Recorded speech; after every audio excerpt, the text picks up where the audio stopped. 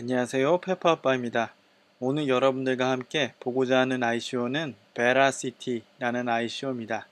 먼저 컨셉을 보도록 하겠습니다. 베라시티 ICO의 컨셉은 아주 간단합니다. 콘텐츠 크리에이터들과 시청자들이 양질의 콘텐츠를 생성하고 시청하면서 가치를 공유하는 것입니다.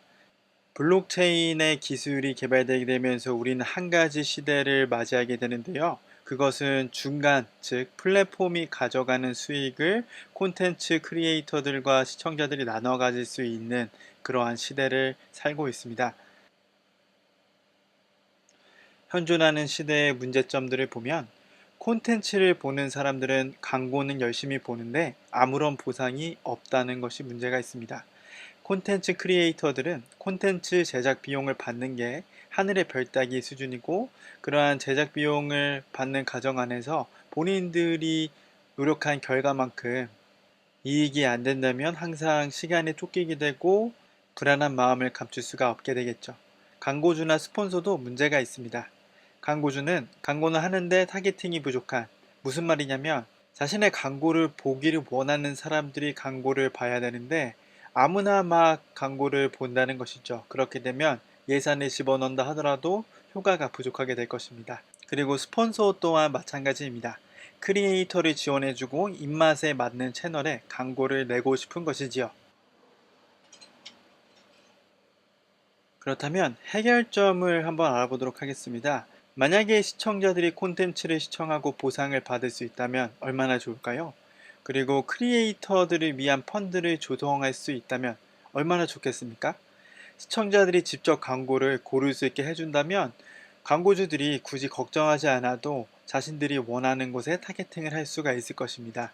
또한 크리에이터들과 직접적인 커넥트를 만들 수 있도록 스폰서와 연결을 시켜준다면 그것이 스폰서들도 또한 크리에이터들도 만족시킬 수 있는 연결고리가 될 수 있을 것입니다.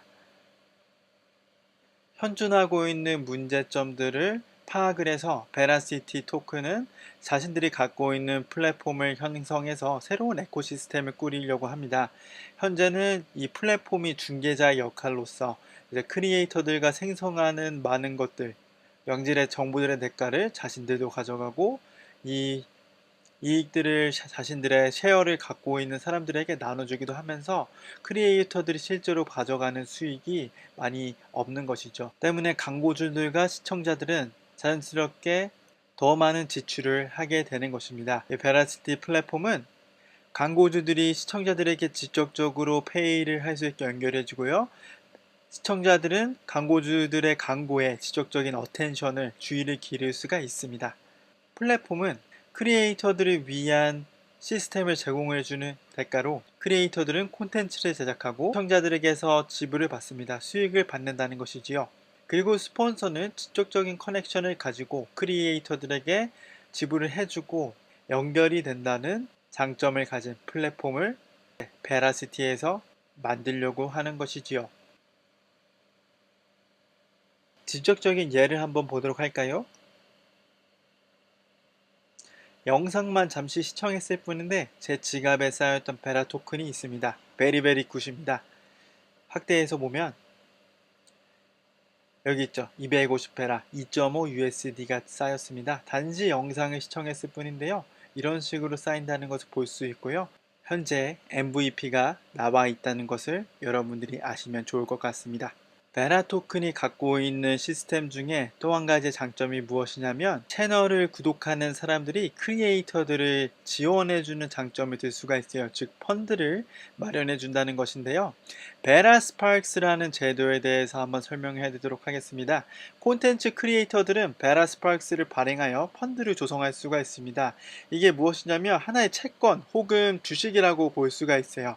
베라 스파크스가 발행된 후에는 구매하는 홀더들은 특정한 채널에서 얻은 베라 토큰을 함께 공유하게 됩니다. 즉 베라 스파크스를 특정한 채널에서 발행을 했는데 자신이 정말 마음에 들어하는 크리에이터예요. 그래도 자신이 좀 이 사람을 도와주고 싶고 이 사람이 창출해내는 수익을 조금 같이 나눠 갖고 싶어요. 그러면 베라 스파크스를 삽니다. 이 스파크스를 사게 된 구매자들은 이 채널에 대한 소유권을 함께 공유하게 되는데요. 그에 따라서 자연스럽게 그 채널 안에서 나오게 되는, 즉 창출되게 되는 수익들을 같이 특정한 포션을 공유하게 되는 것이죠. 즉 베라 토큰을 같이 공유하게 되는 것입니다. 이 베라 스파크스는 사고 팔 수가 있습니다. 제가 이 베라시티 ICO가 독창적이다라고 생각하는 이유 중에 하나가 이거였습니다. 세상에 많은 미디어 플랫폼들이 나오고 있는데요. 실제로 이러한 방식을 취하는 플랫폼을 아직 적어도 저는 접해보지 못했기 때문에 개인적으로 굉장히 긍정적이고 독창성이 있다라고 보고 있습니다. 앞으로 얼마나 많은 콘텐츠 크리에이터들이 이 베라시티를 이용하는지 눈여겨볼 필요가 있을 것 같습니다. 다음을 살펴볼까요?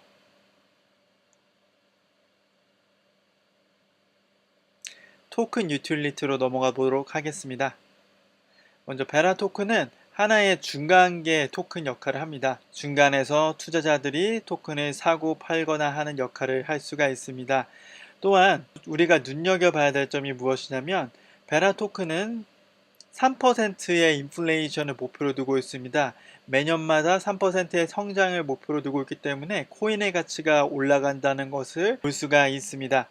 자, 타겟팅을 제대로 잡고 있어요. 이렇게 시뮬레이션을 자신들이 수없이 많이 돌려보았다고 하는데 3%가 딱 적당하다고 했었다고 합니다. 구호 한번 외쳐보고 가도록 하겠습니다. 베라시 토큰 가자! 다른 하나의 토큰의 가치를 높여주는 것은 바로 베러파이어 캔디데이트인데요. 베러파이어 리워드라고 해서 이 베라시티 블록체인이 갖고 있는 디포스 시스템인데 토큰을 많이 갖고 있는 사람들, 트랜잭션을 확인해주고 블록을 생성하는 사람들에게 높은 보상을 주게 되는 것입니다. 이것이 분명히 토큰을 살 수 있는 움직임을 부추기게 될 것이고, 왜냐하면 베라시티 블록체인 시스템 안에서 이 베러파이어에게 주려고 하는 리워드가 굉장히 크기 때문에 토큰 홀더들에게는 토큰을 많이 갖고 있는 사람들에게 그만큼 수익을 받을 수 있는 기회가 주어지게 되는 디포스 시스템이라고 볼 수가 있겠습니다. 많은 크리에이터들이 모이고 많은 사람들이 베라시티 플랫폼 안에서 동영상을 보고 활동을 하다 보면은 자연스럽게 유기적인 성장이 이루어지게 될 것이고요. 이러한 유기적인 성장이 이루어지게 될 때 가격이 올라가는 것에 따라서 자연스럽게 토큰을 민팅하겠다고 합니다. 즉 토큰을 발행하겠다는 얘기죠. 그런 식으로 토큰이 서플라이 하게 되었을 때 이 민팅된 토큰들은 리워드 풀에 가게 되고요. 이 리워드 풀 안에서 토큰을 갖고 있는 사용자들, 시청자들, 크리에이터들에게 보상으로서 토큰을 주게 된다고 합니다. 토큰의 인플레이션을 우리가 생각을 해봤을 때 이것이 가져다 줄 수 있는 메리트가 확실히 있습니다. 다음 보고자 하는 항목은요, Proof of View입니다. 이것은 벨라시티에서 특허를 내고자 하는 기술인데요. 만약에 플랫폼이 엄하게 구현되지 않는다면 분명히 이것은 문제를 야기하겠죠. 그렇기 때문에 Proof of View는 사람들이 뷰를 남용하지 않도록 하고 있는 시스템입니다. 시청자들의 조회수 집계가 올바르게 잘 이루어져야지만 한다는 것인데 이 에코시스템이 건강하게 잘 성장하려면 당연히 이 기술이 필요하겠죠. 벨라시티가 현재 가지고 있는 기술이라고 볼 수가 있겠습니다. 자, 그 다음은 팀으로 넘어가도록 하겠습니다. 자, 팀원들을 보시면요. 여러분들이 아카마이 테크놀로지라고 들어보셨는지 모르겠습니다. 이 회사가 좀 생소해서 찾아보았는데요. 여기 아카마이 테크놀로지에서 이제 부사장님들이 지금 팀원으로 함께하고 있는 것 같습니다. 여기 보시면 제품관리 부사장 나와 있네요. 자, Vice President Business Development 아카마이 이렇게 나와 있습니다. 이분은 또한 아마존에서도 일하셨던 경력이 있고요. 마이크로소프트에서도 일하셨던 경력이 있습니다. 아카마이가 어느 정도 규모가 되는지는 이따가 팀원들을 조금 훑어보고 나서 설명을 해드리도록 하겠습니다. 자, 이분이 CEO이신데 이분은 현재 파이낸스 컨설턴트를 해주고 있습니다. 즉 벤처 자문사인데요. 공동 설립자이기도 합니다. 그 벤처 회사 이름은 해치하우스라고 하고요. 회사를 만들어 본 경험이 있으신 분이라고 볼 수가 있습니다. 아카마이 회사의 규모에 대해서 간략하게 요약을 해드리도록 하겠습니다. 여기 보시면은 지금 주식 하나당 82.3불을 기록하고 있고요. 자, 레베뉴가 2,502 빌리온 달러입니다. 굉장히 큰 규모라고 볼 수가 있는데요. 미디어와 관련된 회사라고 보시면 되겠습니다.